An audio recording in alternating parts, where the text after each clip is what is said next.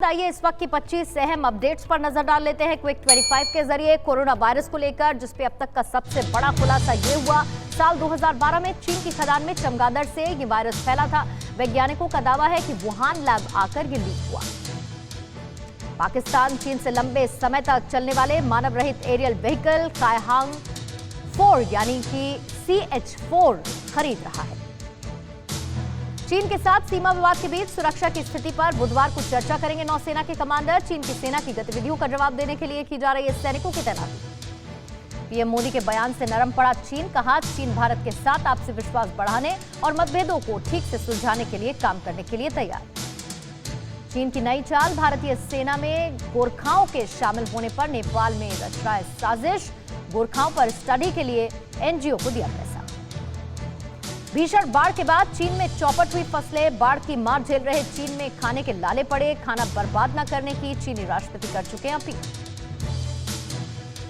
चीन भारत के साथ षड्यंत्र से बाज नहीं आ रहा। एक तरफ दोस्ती की बात करता है तो दूसरी तरफ तिब्बत के ऊंचाई वाले इलाकों में तोपें और सैनिक तैनात कर देता है। चीनी नागरिक चार्ली पेंग के खिलाफ ईडी ने दर्ज किया मनी लॉन्ड्रिंग का केस। चार्ली पर हवाला रैकेट चलाने का आरोप है। नॉर्थ कोरिया इस वक्त खाने के संकट से जूझ रहा है। इस संकट से निपटने के लिए तानाशाह ने कुत्तों को जान से मारने का फरमान जारी कर दिया।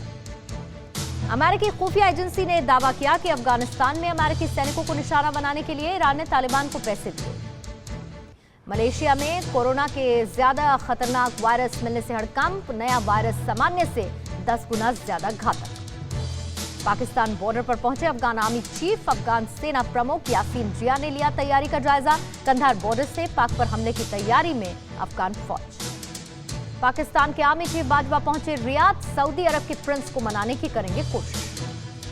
टर्की के राष्ट्रपति की पत्नी से आमिर खान की मुलाकात पर विवाद छिड़ा। भारत विरोधियों से नजदीकी पर पूछे जा रहे सवाल, ट्विटर पर भी ट्रोल हुए आमिर खान।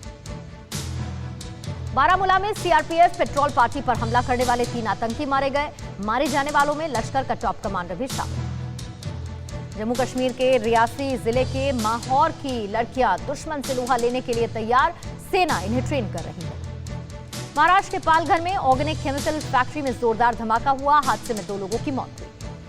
सुशांत केस में स्पिरिचुअल हीलर मोहन जोशी ने कहा कि रिया और सुशांत में से किसी ने मेरे बारे में नेट पर इंफॉर्मेशन निकाली, फिर रिया ने संपर्क करके सुशांत सिंह राजपूत का इलाज करने के लिए कहा। दिल्ली में होटल, जिम, वीकली बाजार खोलने को लेकर आज फैसला होगा। सीएम केजरीवाल और एलजी की मीटिंग में इस पर मंथन किया जाएगा। भारत के साथ चीन के अड़ियल रवैये को लेकर चीन को खामियाजा भुगतना पड़ेगा। भारत में फैक्ट्रियां लगाएंगी 24 मोबाइल कंपनीज, अरबों डॉलर का इन्वेस्टमेंट भी होगा। हेट स्पीच पर वॉल स्ट्रीट जर्नल की रिपोर्ट से देश में सियासत गरमाई। राहुल गांधी के बयान पर नड्डा का पलटवार, बोले फर्जी खबरें फैलाने पर टिका है आपका करियर।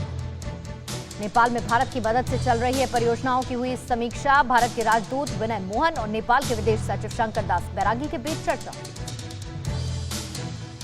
पश्चिम बंगाल की विश्व भारती यूनिवर्सिटी में बवाल हुआ है। दीवार के निर्माण को लेकर स्थानीय लोगों ने तोड़फोड़ की। विश्वविद्यालय अनिश्चितकाल के लिए बंद हुआ।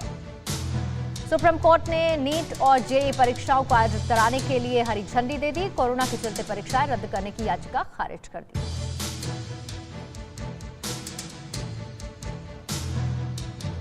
परवाह देश की, सोमवार से शुक्रवार रात 10 बजे TV9 भारतवर्ष पर।